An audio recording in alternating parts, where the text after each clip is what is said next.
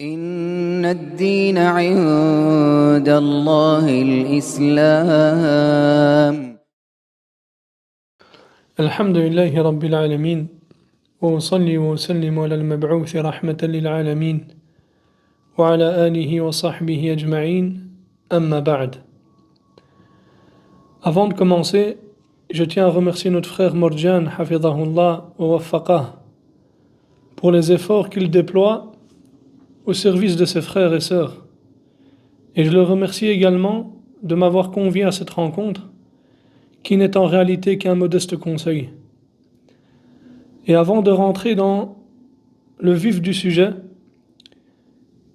il est bon de rappeler le rang et le mérite de la bienfaisance envers les parents en islam. Mes frères et sœurs, la bienfaisance envers les parents fait partie des plus grandes adorations auprès d'Allah Tabaraka wa Ta'ala et auprès de son messager. De même qu'auprès des gens qui ont la foi en Allah.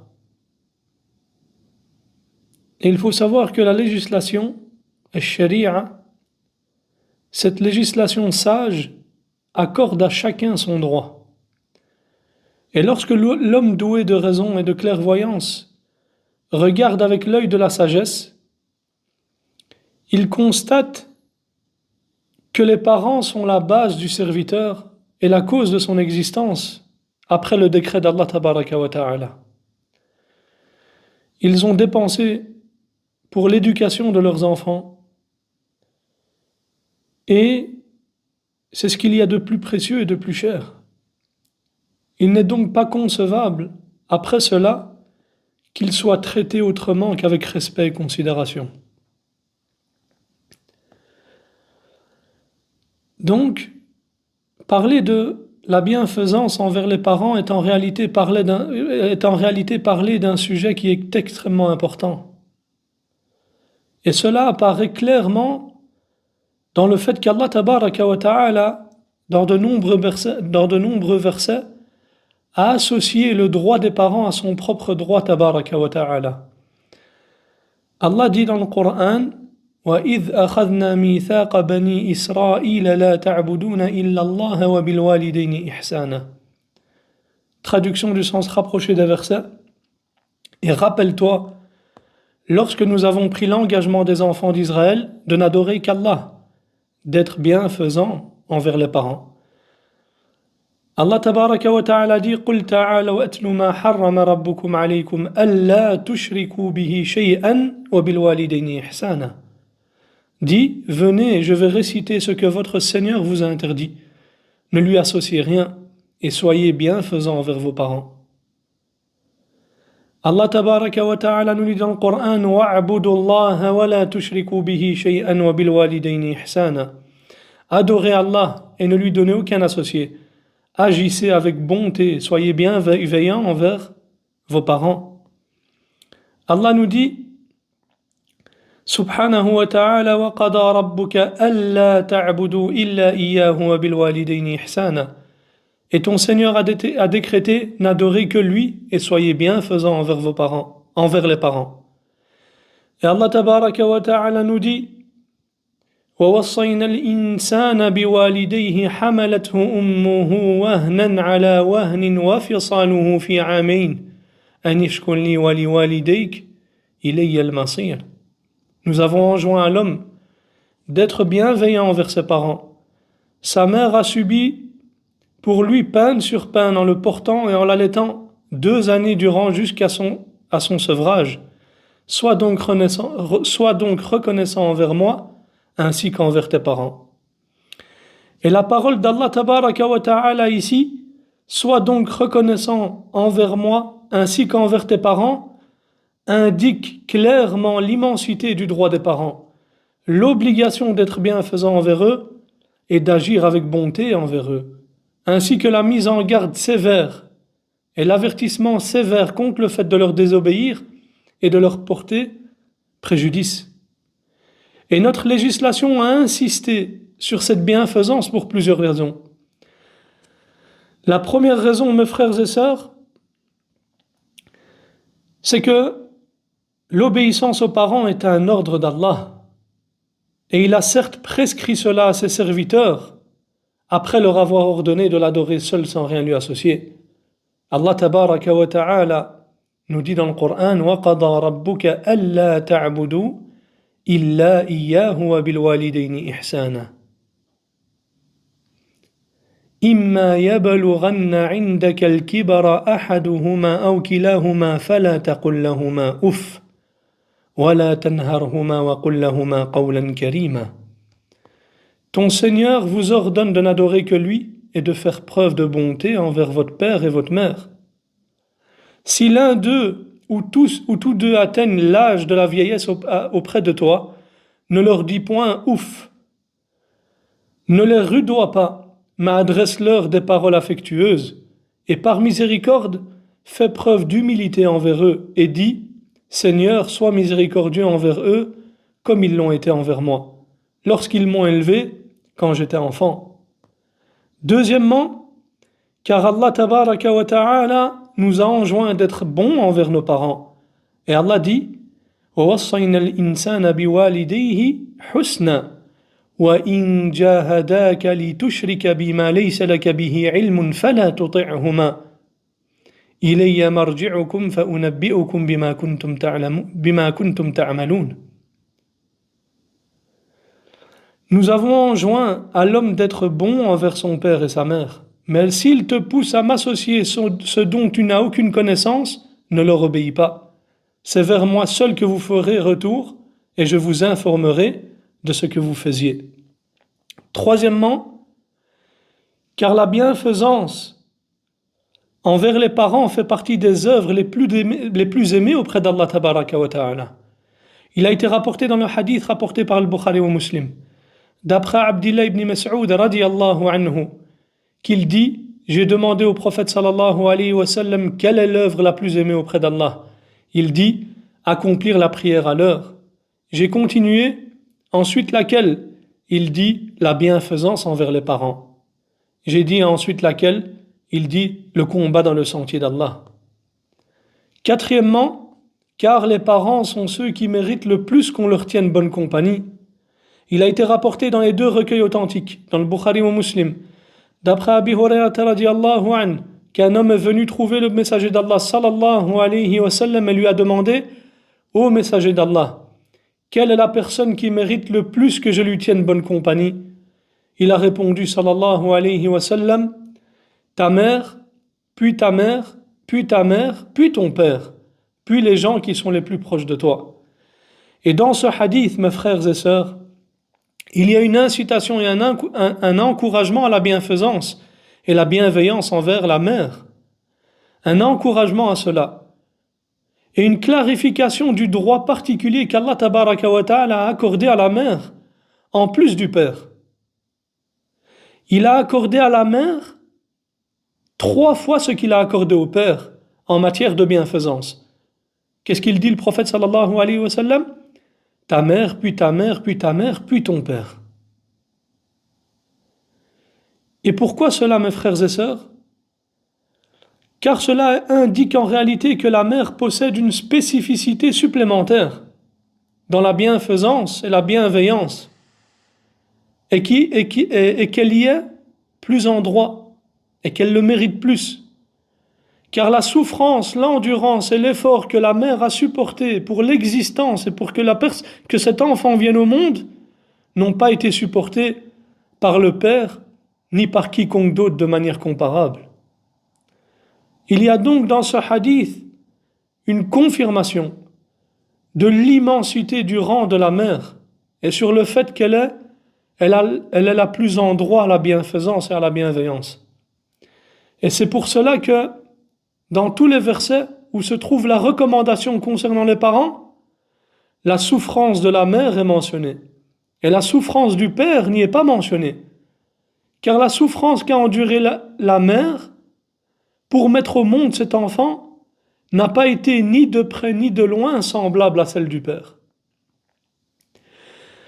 Et Allah tabaraka wa ta'ala dit dans le Coran وَوَصَّيْنَا الْإِنسَانَ بِوَالِدَيْهِ حَمَلَتْهُ أُمُّهُ وَهْنًا عَلَى وَهْنٍ وَفِصَالُهُ فِي عَامَيْنِ أَنِ اشْكُرْ لِي وَلِوَالِدَيْكَ إِلَيَّ الْمَصِيرُ. Nous avons enjoint à l'homme d'être bienveillant envers ses parents.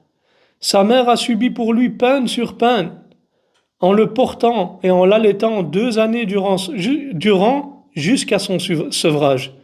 Sois donc reconnaissant envers moi, ainsi qu'envers tes parents. Mes frères et sœurs, celui qui médite sur ce verset, il y verra une indication à ce sens. Et la mère a subi 3 immenses choses que le père n'a pas subies. La première, la grossesse et son épuisement. La deuxième, l'accouchement et sa difficulté. Et la troisième, l'allaitement et la peine que celui-ci comporte. Et ces 3 grandes et importantes choses ont été supportées par nos mères, en dehors du père. C'est pour ça qu'elle a droit à 3 fois ce que le père a droit en matière de bienfaisance et de bienveillance. Comme cela apparaît clairement dans le hadith que nous avons mentionné et dans d'autres hadiths rapportés par le prophète sallallahu alayhi wa sallam. 5e, car dans la bienfaisance envers les parents se trouve la largesse de la subsistance et l'étendue de la subsistance, la longévité de la vie et une bonne fin. Allahu Akbar. D'après Anas ibn Malik, radiyallahu anhu, le prophète sallallahu alayhi wa sallam a dit: celui qui souhaite que sa subsistance lui soit étendue et que le terme de son existence lui soit repoussé, qu'il entretienne les liens de parenté. 6e, la bienfaisance envers les parents fait partie de ce qui fait entrer au paradis et éloigne du feu. 7e, d'après Abdullah ibn Amr, un homme est venu voir le prophète sallallahu alayhi wa sallam et lui a dit: je suis venu pour te prêter serment d'allégeance à propos de la hijra, de l'immigration, et j'ai certes laissé mes 2 parents qui pleuraient. Et le prophète sallallahu alayhi wa sallam lui a alors dit: retourne vers eux et fais-les rire comme tu les as fait pleurer. 8e, d'après Abdullah ibn Amr, radiyallahu anhuma, un homme s'est rendu auprès du prophète sallallahu alayhi wa sallam et a dit: je te prête serment d'allégeance pour la hijra et le djihad. Je cherche par cela la récompense de la part d'Allah. Et le prophète sallallahu alayhi wa sallam lui a alors dit: y a-t-il un de tes 2 parents qui est vivant? Il dit oui, les 2 sont vivants. Le prophète sallallahu alayhi wa sallam lui a dit: alors, tu recherches la récompense de la part d'Allah? Il dit oui. Le prophète sallallahu alayhi wa sallam lui a alors dit: alors retourne vers tes parents et tiens leur compagnie de la meilleure des manières. Allahu Akbar. Al-Hafidh ibn Hajar a dit ici, c'est-à-dire que si tu as des parents, alors fournis tous tes efforts dans leur bienfaisance et leur bienveillance, et ainsi que dans le bon comportement envers eux, car cela tiendra pour toi la place du combat contre l'ennemi. Allahu Akbar. Allahu Akbar. 9e, car l'agrément du Seigneur est dans l'agrément du Père, et la colère du Seigneur est dans la colère du Père, comme cela a été rapporté dans le hadith authentique. Et nous avons mentionné ici le rang qu'occupe la bienfaisance envers les parents et ses mérites. Et bien sûr, il y a encore de nombreux mérites et de nombreux hadiths à mentionner. Mais nous allons mentionner maintenant quelques hadiths concernant la désobéissance aux parents. Car la désobéissance aux parents, en islam, est considérée, dans cette législation, comme un très grand péché, dont la punition auprès d'Allah tabaraka wa ta'ala est sévère. Et le prophète sallallahu alayhi wa sallam en a mis en garde avec la plus grande fermeté dans de nombreux hadiths, et l'a compté parmi les plus grands des péchés. Abu Bakrata, radiyallahu anhu, a dit: le messager d'Allah sallallahu alayhi wa sallam a dit: ne vais-je pas vous informer au sujet du plus grand des péchés? Les compagnons ont alors répondu, bien sûr, au messager d'Allah. Il dit, l'association à Allah et la désobéissance aux parents. Rapporté par Bukhari et Muslim. Abu Bakr radiallahu anhu rapporte que le prophète sallallahu alayhi wa sallam a dit, il y a deux choses qu'Allah précipite leur rétribution dans ce bas monde. La transgression et la désobéissance aux parents.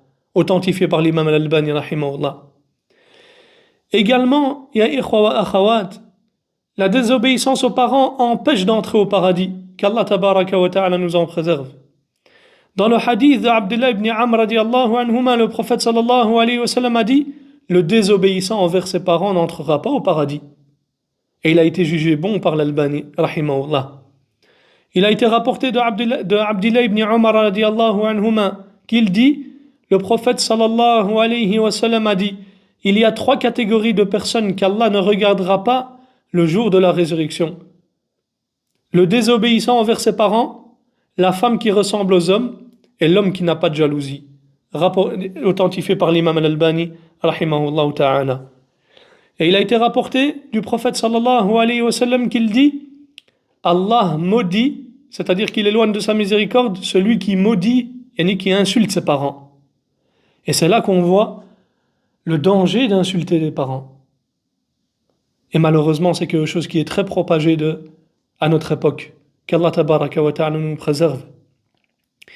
Et il faut savoir que les gens de science ont dit, il y a deux manières par lesquelles l'individu peut tomber dans l'insulte des parents ou bien dans la malédiction d'Allah en insultant ses parents. La première, c'est en insultant directement ses parents. Et le prophète sallallahu alayhi wa sallam a dit, Allah a maudit celui qui maudit ses parents. Yani les insulte. Et le prophète sallallahu alayhi wa sallam a dit que soit maudit celui qui insulte son père, que soit maudit celui qui insulte sa mère. Authentifié par l'imam al-Albani, rahimahullah ta'ala. La deuxième, c'est en étant la cause que ses parents soient insultés. Comment? C'est-à-dire s'il insulte les parents d'une personne et que celle-ci insulte ses parents en retour. Et le prophète sallallahu alayhi wa sallam a dit, fait partie des plus grands péchés le fait que l'individu maudisse ses parents. Et les compagnons ont dit, ô messager d'Allah, comment un homme peut-il insulter ses parents et les maudire? Il a répondu sallallahu alayhi wa sallam, un homme insulte les parents d'une personne qui à son tour insulte son père et insulte sa mère. Rapporté par le Bukhari.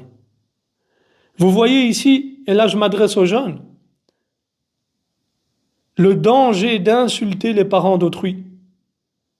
Il se peut que tu insultes sa mère et que tu sois la cause que ta mère soit insultée. Et le prophète sallallahu alayhi wa sallam fait partie des plus grands péchés, le fait que l'individu insulte ses parents. Ô messager d'Allah, comment un homme peut-il insulter ses parents? Il dit sallallahu alayhi wa sallam, un homme insulte les parents d'une personne qui à son tour insulte son père et insulte sa mère. Et cela se produit de manière générale en fréquentant des mauvaises personnes. Il faut que tu prennes donc garde à tes fréquentations. Maintenant, nous allons voir, bi'idhnillah, nous allons mentionner certaines paroles des salaf sur la bienfaisance envers les parents. Et parmi les paroles grandioses qui ont été rapportées dans ce sujet, il y a ce qu'a rapporté le Bukhari dans l'Adab al-Mufrad, et qui a été authentifié par l'imam al-Albani, qu'Ibn Abbas radiyallahu anhuma a dit, je ne connais pas d'œuvre qui rapproche le plus d'Allah que la bienfaisance envers la mère. Et ce qui est étonnant, mes frères et sœurs, et incroyable, c'est que cette parole a un contexte. Et écoutez bien, subhanallah. Un homme est venu voir Ibn Abbas radiyallahu anhuma et lui a dit, j'ai demandé une femme en mariage, mais elle a refusé de se marier avec moi. Ensuite, un autre que moi l'a demandé en mariage et elle a voulu se marier avec lui. Alors j'ai été pris de jalousie et je l'ai tué. Est-ce que je peux me repentir? Est-ce que j'ai droit à un repentir? Regardez qu'est-ce qu'il dit à Ibn Abbas, radiyallahu anhuma. Abdullah ibn Abbas, radiyallahu anhuma, qu'est-ce qu'il lui dit? Est-ce que ta mère est vivante? Il a dit non. Et ensuite il lui dit, repens-toi à Allah et rapproche-toi de lui autant que tu le peux. C'est fais le maximum de bonnes actions. Et Ata ibn Yassar, qui rapporte cela, a dit, je suis allé questionner Abdullah ibn Abbas radiallahu anhuma, et je lui ai dit, pourquoi lui as-tu demandé si sa mère était vivante? Et Abdullah ibn Abbas radiallahu anhuma a dit, certes, je ne connais aucun acte, aucune œuvre qui rapproche plus d'Allah que le bon comportement et la bienveillance et la bienfaisance envers la mère. Allahu Akbar. Ya ikhwa, tant que nos mères sont en vie, il faut qu'on en profite au maximum. Et qu'on se rapproche d'Allah tabaraka wa ta'ala en étant bienveillant et bienfaisant envers elle. Qu'Allah tabaraka wa ta'ala préserve nos mères.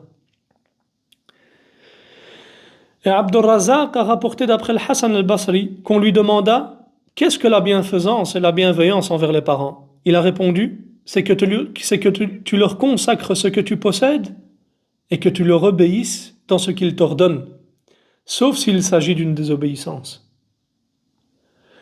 Et Al-Bukhari a rapporté dans l'Adab al-Mufrad, d'après Taysila ibn Miyas, qu'il dit, Ibn Omar me dit, radiallahu anhuma, fuis-tu le feu et aimes-tu entrer au paradis?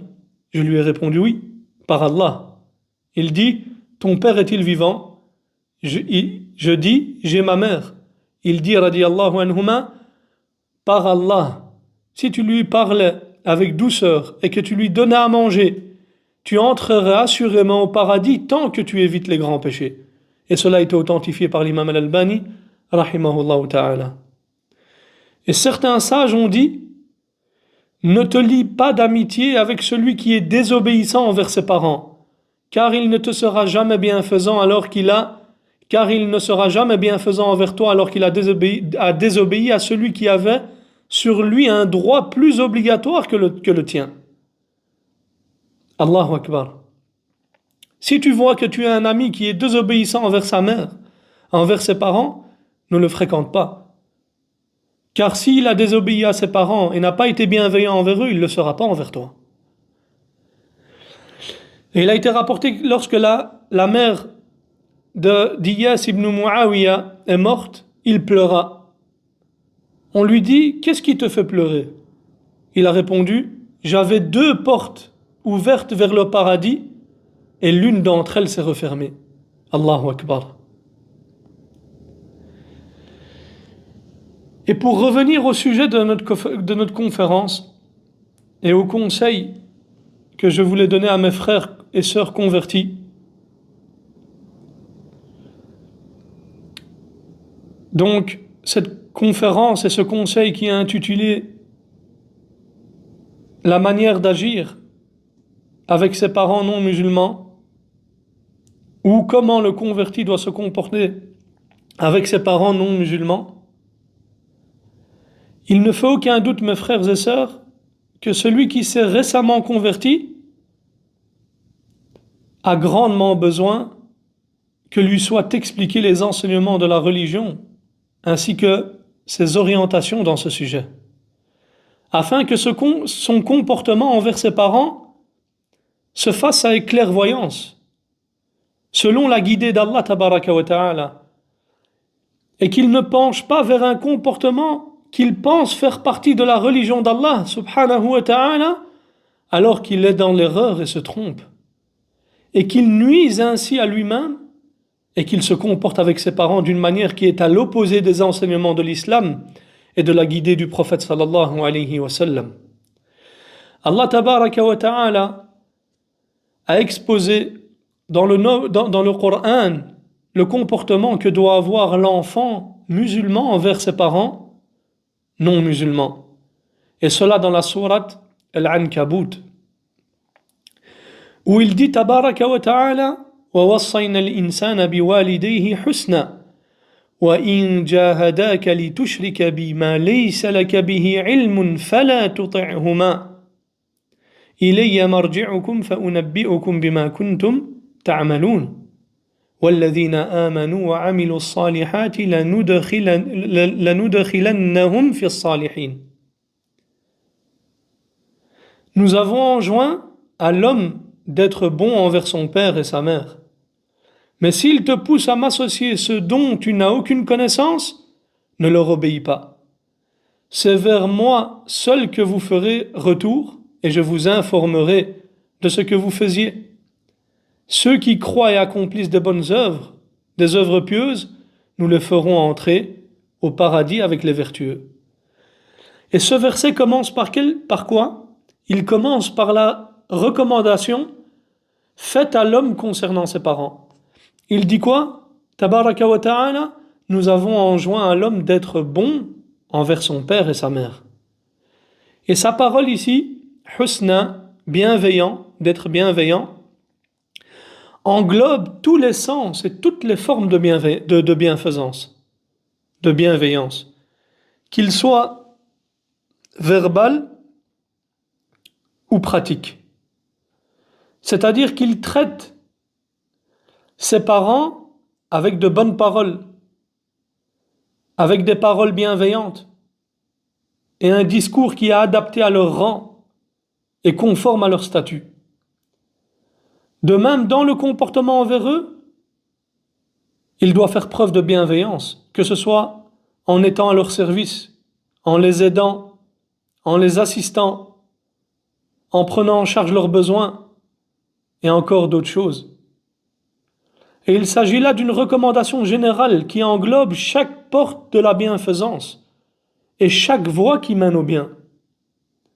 Et il dit ensuite, Tabaraka wa ta'ala, mais s'il te pousse à m'associer ce dont tu n'as aucune connaissance, c'est-à-dire si les deux parents sont dans le polythéisme et la mécréance, et qu'ils poussent leur fils à commettre le polythéisme et à mécroire en Allah, et le sens ici de s'il te pousse, c'est-à-dire c'est qu'ils déploient tous leurs efforts et qu'ils répètent avec insistance et demandent à leur fils, qu'ils répètent avec insistance auprès de leur fils et demandent auprès de leur fils qu'ils reviennent au polythéisme et à la mécréance.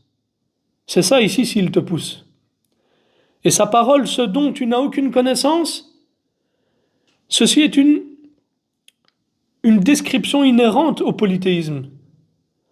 Car personne ne possède de science qui atteste de la validité du polythéisme. Personne.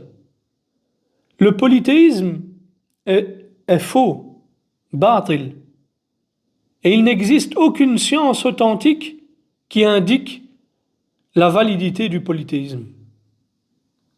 Et dans cela, il y a le fait que les polythéistes et les gens qui ont des croyances polythéistes et mécréantes ne possèdent absolument aucune preuve ni aucune science authentique qui indique que ce sur quoi ils sont est la vérité. Aucune preuve. Ils ne pourront jamais vous dire que ce sur quoi ils sont, c'est la vérité. Et le polythéisme, personne n'a de science qui atteste sa validité. Tout y est faux, du début à la fin. Tout y est égarement et tout y est corruption. Et Allah tabaraka wa ta'ala dit dans le Coran, وَمَنْ يَدْعُ مَعَ اللَّهِ إِلَهًا آخَرَ لَا بُرْهَانَ لَهُ بِهِ. Quiconque invoque avec Allah une autre divinité, alors qu'il ne dispose d'aucune preuve manifeste de ce qu'il professe, aura à en rendre compte devant son Seigneur. Et Allah dit dans le verset, mais s'il te pousse à m'associer ce dont tu n'as aucune connaissance, ne leur obéis pas. C'est-à-dire, concernant ce à quoi il t'appelle, à savoir ici le polythéisme et la mécréance, ne leur obéis pas. Et médite ici sur la parole d'Allah tabaraka wa ta'ala, ne leur obéis pas. فَلَا تُطِعْهُمَا. Allah tabaraka wa ta'ala nous dit ici, ne leur obéis pas. Il n'a pas dit, sois désobéissant envers eux. Et cela indique qu'il convient à l'enfant d'être bienveillant avec ses parents et d'avoir un bon comportement avec eux. Mais qu'il ne leur obéit pas dans ce à quoi ils appellent comme polythéisme et mécréance.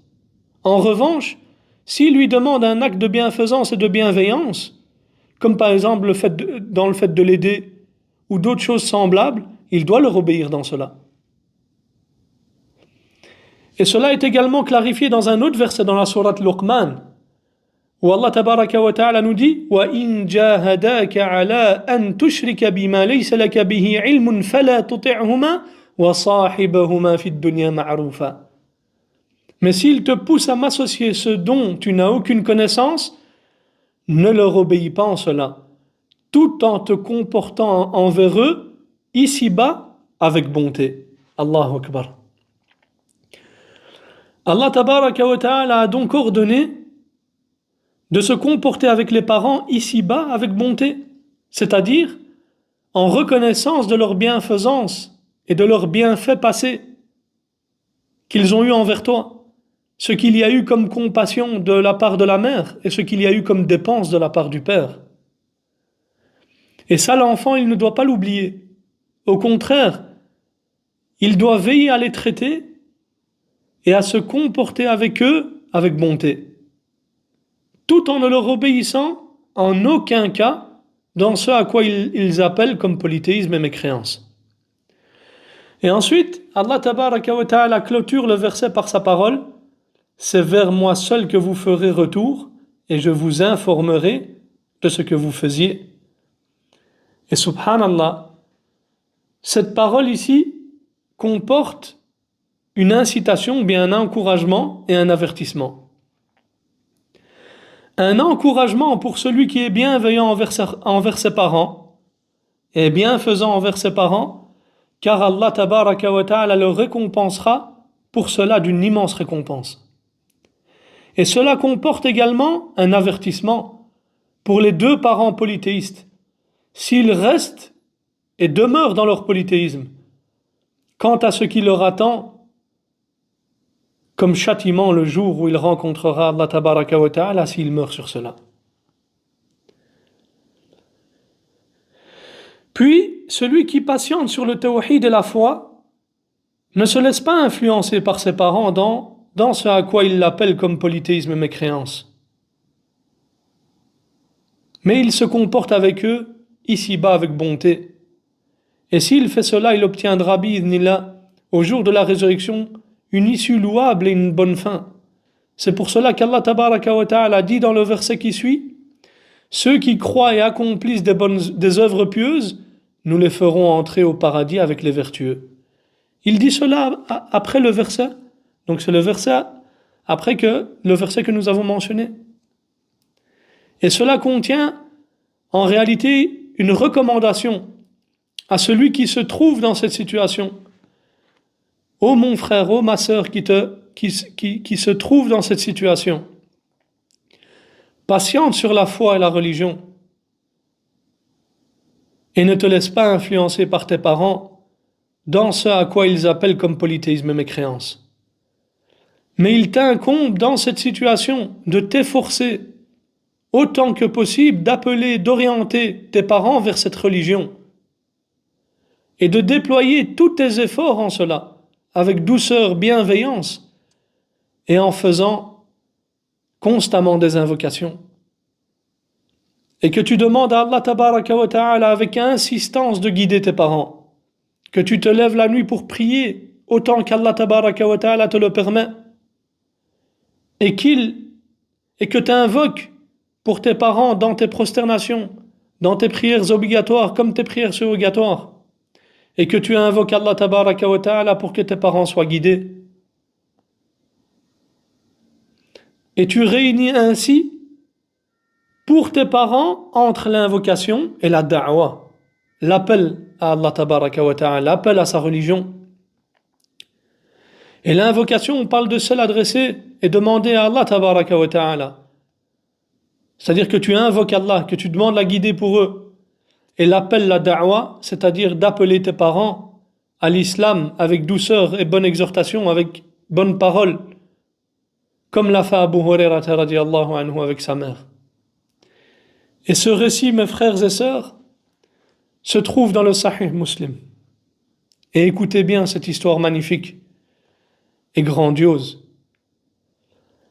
D'après Abu Huraira radiyallahu anhu, il dit: j'appelais ma mère à l'islam alors qu'elle était associatrice. C'était une mushrika. Un jour, je l'ai appelée à l'islam et elle m'a fait entendre sur le prophète sallallahu alayhi wa sallam ce que je déteste. Et je me suis rendu auprès du prophète sallallahu alayhi wa sallam en pleurant. J'ai dit, ô messager d'Allah, j'appelle ma mère à l'islam, mais elle refuse d'y répondre. Aujourd'hui, je l'y ai invitée et elle m'a fait entendre te concernant ce que je déteste.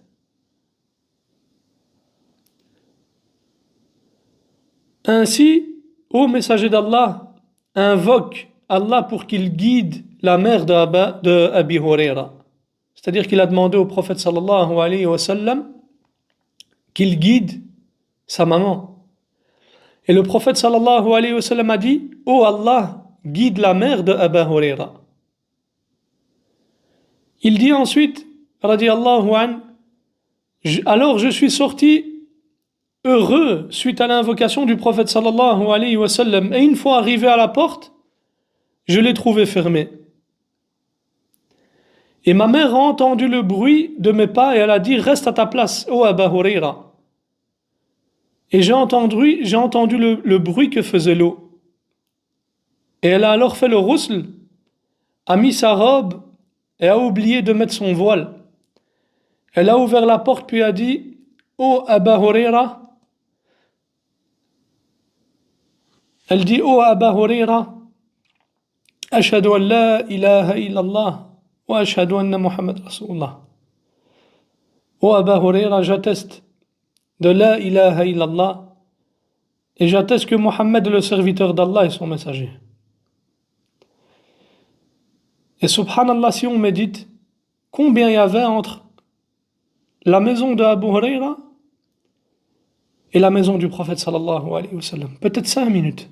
Et Allah tabaraka wa ta'ala a répondu à la dua du prophète sallallahu alayhi wa sallam. Il dit ensuite, je suis retourné auprès du prophète sallallahu alayhi wa sallam en pleurant de joie et j'ai dit, ô messager d'Allah, reçois la bonne nouvelle. Certes, Allah a exaucé ton invocation et a guidé la mère de Abi Huraira. Et le prophète sallallahu alayhi wa sallam a loué Allah, lui a fait des éloges et a prononcé des bonnes paroles. Il dit ensuite, j'ai dit, ô messager d'Allah, invoque Allah pour que ce serviteur croyant nous aime, moi et ma mère, et pour que nous les aimions également. Et le prophète sallallahu alayhi wa sallam a dit, ô Allah, fais que ton serviteur-ci et sa mère soient aimés par tes serviteurs croyants, et que eux aiment les croyants également. Ainsi, il n'y a pas un croyant qui a été créé et a entendu parler de moi ou m'a vu sans qu'il ne m'aime.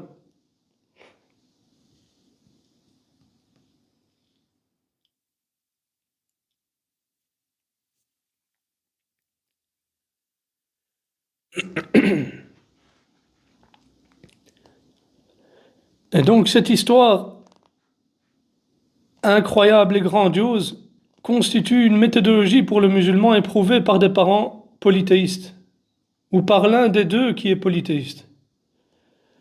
Qu'ils suivent cette méthodologie qu'a suivi Abu Huraira radiyallahu anhu avec ses parents, avec sa mère, par l'invocation et le fait d'insister auprès d'Allah tabaraka wa ta'ala afin qu'il les guide. Et également par le fait de les appeler à l'islam avec bienveillance, douceur et bonne parole. Puis le bon comportement envers les parents, le respect des règles de bienséance avec eux, la douceur dans le comportement, le fait de se comporter avec eux ici-bas avec bonté, et de leur faire du bien et agir de manière convenable dans la mesure du possible.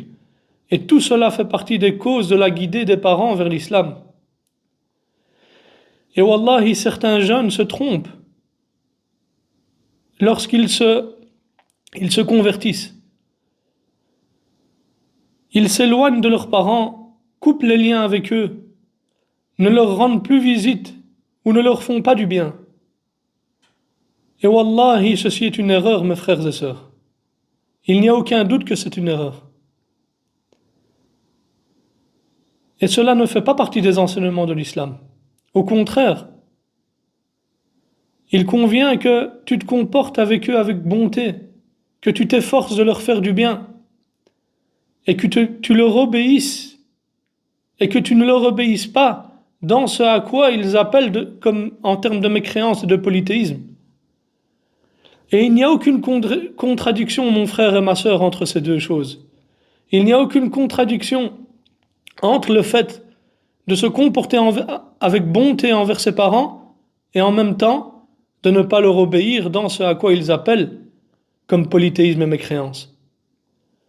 Et j'invite donc tout musulman éprouvé par des parents polythéistes ou par l'un d'entre eux à lire le verset de la sourate Luqman que nous avons récité, ainsi que celui de la sourate Al-Ankabut, et à lire les paroles des gens de science dans un livre de tafsir concernant le sens de ces deux versets et ce qu'ils indiquent, et quant au bon comportement à avoir envers eux, à la douceur et à la bienveillance envers les parents, tout en s'écartant de ce à quoi ils appellent comme polythéisme et comme mécréance. Et je demande à Allah tabaraka wa ta'ala, par ces noms qui sont au summum de la beauté et ses attributs sublimes, de nous affermir sur l'islam et la sunna, de guider les parents non musulmans de nos frères et sœurs à l'islam, qu'ils ouvrent leur poitrine à l'acceptation de cette noble religion. Tout comme je demande à Allah tabaraka wa ta'ala qu'il préserve nos parents, leur accorde une bonne santé et fasse qu'ils soient encore parmi nous de nombreuses années. Et on demande à Allah tabaraka wa ta'ala qu'il fasse miséricorde aux parents qui sont morts sur l'islam, qu'il leur pardonne et leur ouvre les portes de son vaste paradis, et qu'il pardonne à tous les musulmans et musulmanes, croyants et croyantes, morts et vivants. هذا وصلى الله على نبينا محمد وعلى آله وصحبه وسلم جزاكم الله خيرا. إن الدين عند الله الإسلام